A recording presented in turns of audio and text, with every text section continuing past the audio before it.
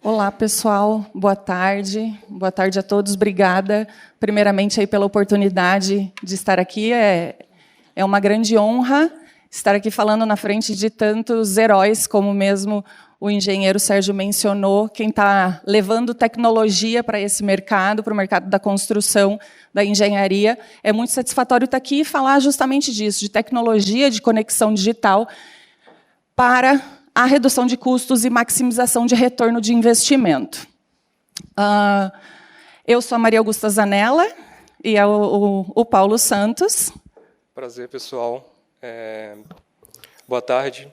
Isso é uma honra estar aqui junto com todos esses players do mercado, todos esses projetos incríveis que a gente já viu e vai ver muito mais. E como já foi comentado aqui, são grandes heróis, né? Que estão desmembrando e toda essa jornada do herói, né? Com toda essa nova indicação de inovação tecnológica. Pode passar, Paulo, por favor. Ok. Não está.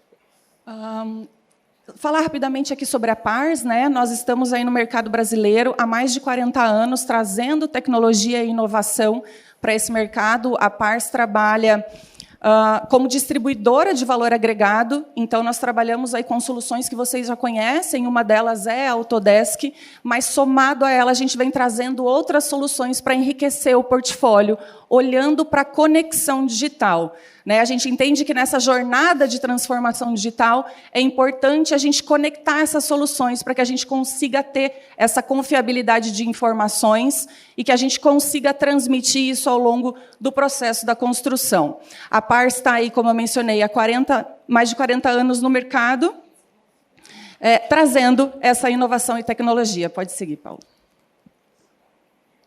Bom, pessoal, a engenharia civil hoje ela está posicionada como um motor de crescimento estável e a curto prazo, né? E isso pavimenta toda a parte do crescimento e desenvolvimento do nosso país, né? A gente está vendo que com investimentos governamentais em grandes projetos de infraestrutura, isso traz uma grande oportunidade para o desenvolvimento econômico e social do país, né? E aqui a gente traz alguns dados. Por exemplo, o continente americano ele representa hoje 22,2% do investimento global em construção. Isso é muito representativo, né? A gente tem o Brasil, o recorte do Brasil, como 3% desse investimento global. Ele está só abaixo de 2 países, do Canadá e dos Estados Unidos. Então, hoje, o Brasil ele está se consolidando como um ponto focal para novos investimentos, né? Para novo desenvolvimento econômico e social. Bom, se a gente olhar um pouco mais do investimento no setor público e privado, a gente consegue ver que desde 2020 ali a gente consegue perceber um aquecimento do mercado, né? Com um fator bem expressivo em 2023, 47,7%. E aí, quando a gente tem essa estimativa de 2024, são 30 bilhões que a gente está falando só esse ano em engenharia e sustentabilidade. 21 bilhões em saneamento básico e, olha só, transporte e logística, 201 bilhões. Bom, pegando aqui no setor privado, desses 201 bilhões, 150 bilhões, a gente consegue destacar esses 5 primeiros modais, né? Então, rodovia e obra de arte especial, a gente está falando de 66,7 bilhões, e isso vem muito da nossa malha rodoviária federal, né? Se a gente pegar o Sistema Nacional de Viação, a gente está falando de 13 mil quilômetros, né? Isso é um levantamento já de janeiro, agora de 2024. Então, a gente está falando de 13 mil quilômetros de rodovias que estão ali necessitando de uma implantação, manutenção, duplicação, né? Manutenção no geral. E quando a gente olha para o setor público, esse aquecimento vem do novo programa de aceleração e crescimento do Brasil, contratos de parceria público-privada, novos leilões de concessão e o programa ProTrilhos, que vem enfatizando a segunda colocada ali, que seria ferrovias e metrô. Bom, falando um pouco da competitividade, então, econômica e todo esse fomento de investimento, quais são os desafios atuais da construção civil, né? A gente está trabalhando hoje, então, com dados e todo esse compartilhamento de conhecimento entre equipes, e isso tem que ser feito de uma maneira ágil e uma solução assertiva, né? Vamos pegar um exemplo aqui. A gente tem, suponhamos que tem uma equipe de engenharia, um exemplo real, né? Uma equipe de engenharia, e ela precisa se comunicar com planejamento e análise. Bom, a gente sabe que quando é feita essa comunicação de dados, a integração poderia ser um pouco melhor, né? Muitas vezes o caminho recebe muitos conflitos, uma tomada de decisão aqui e ali que pode variar o seu projeto, impactar no tempo do teu projeto, né? Então, quando a gente faz essa requisição de dados do GIS, você precisa analisar se os dados estão corretos, se eles abrangem a área de interesse.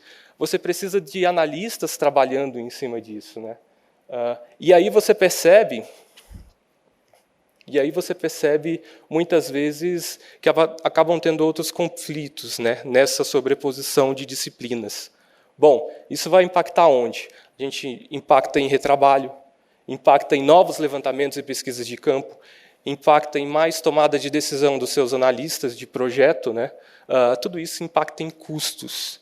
E aí a gente está falando de altos custos, né? Bom, e aí você acaba fazendo, isso acaba criando um ciclo vicioso, né? Você entra nesse projeto porque, enquanto isso, a sua equipe de campo ela está trazendo novos dados, e aí você tem outros dados imprecisos. Como é que você soluciona isso? Como é que a gente traz como é que a gente consegue inverter todos esses custos inesperados em uma nova oportunidade de investimento? Como a gente faz isso? Como que a gente consegue solucionar esse tipo de problema, né? É um pouquinho hoje que eu acho que é fundamental a gente entender os nossos desafios, nossos mercados, para, através da tecnologia, resolver esses desafios. E as necessidades das empresas estão mudando, a gente está vendo como isso está acontecendo, e, para isso, a gente precisa mudar junto. A maneira como a gente resolve esses problemas precisa evoluir, precisa mudar também. Já ficou claro que investir em engenharia digital e soluções para isso são fundamentais. A tecnologia, hoje, ela é básica para se manter e evoluir num mundo competitivo, no mundo digitalizado competitivo, que é o da engenharia. E aí, a gente traz as soluções para essa engenharia digital.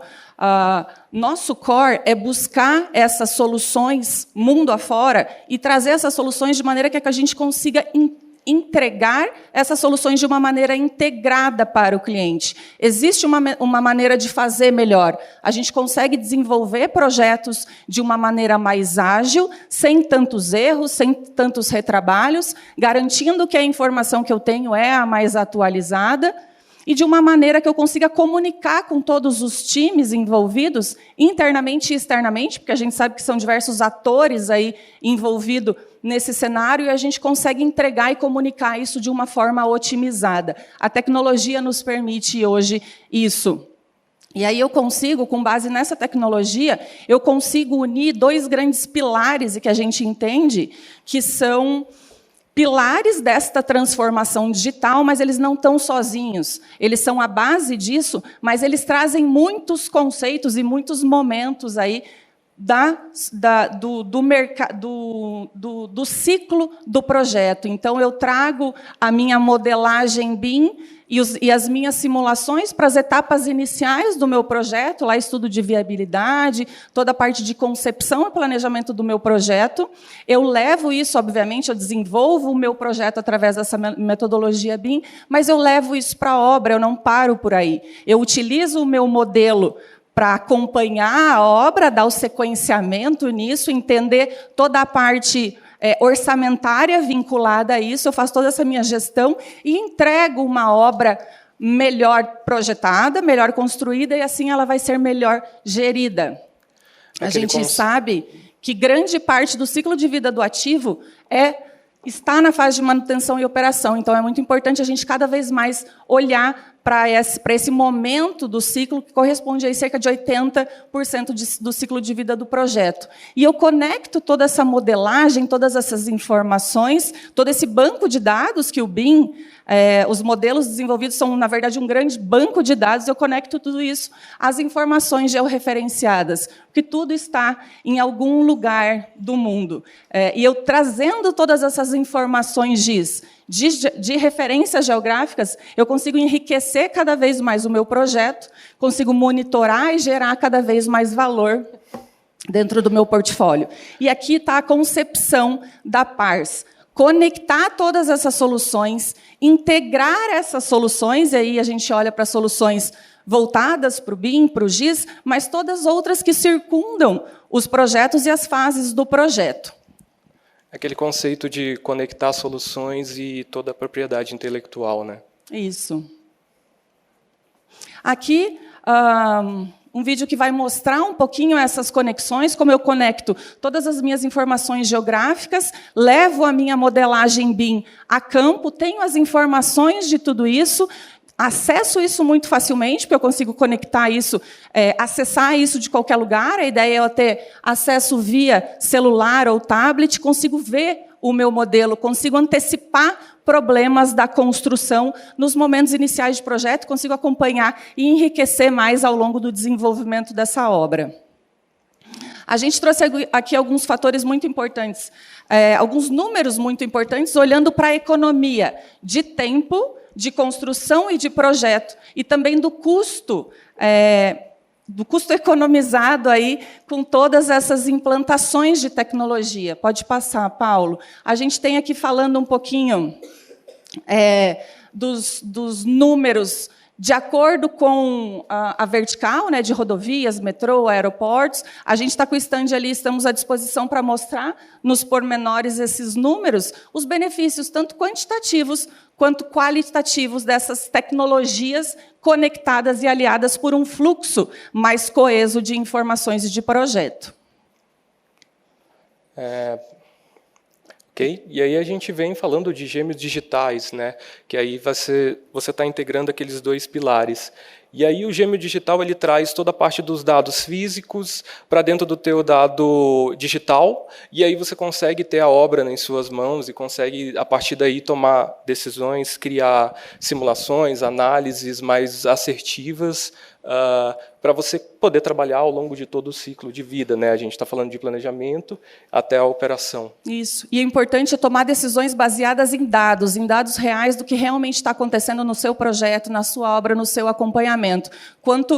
Antes você tem esses insights a respeito do que está acontecendo, antes você consegue tomar uma decisão, a melhor decisão, e aí você consegue evitar custos, retrabalho, desperdício e diversos outros problemas que a gente viu aí. Pode passar rapidamente alguns exemplos aqui de como a gente consegue levar cada vez mais tecnologia para dentro dessa modelagem agregada aí às soluções geográficas, mas a gente traz sensores, faz um sensoramento remoto para agregar esse modelo, e eu consigo ter em tempo real informações dos meus ativos em qualquer local do Brasil, do mundo. Aí eu consigo entender, por exemplo, qual é a minha malha viária que precisa de alguma atuação, e aí eu consigo acompanhar o que está acontecendo através de câmeras, consigo conectar câmeras, consigo entender os valores associados a essas obras. Aqui é qual é a minha realidade no momento, para ter essas informações eu conseguir atuar da maneira mais assertiva. Bom, é isso aí, pessoal. A gente integra outras soluções, como, por exemplo, a OpenSpace, que a gente consegue modelar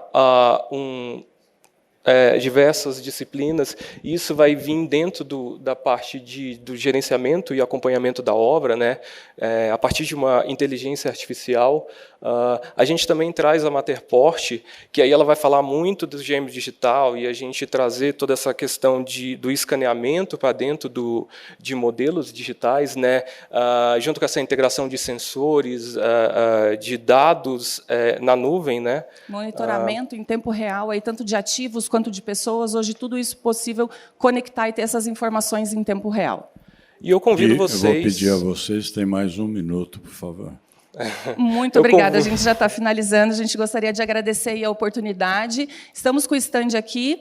Ficamos à disposição aí. Muito obrigada mais uma vez pela oportunidade.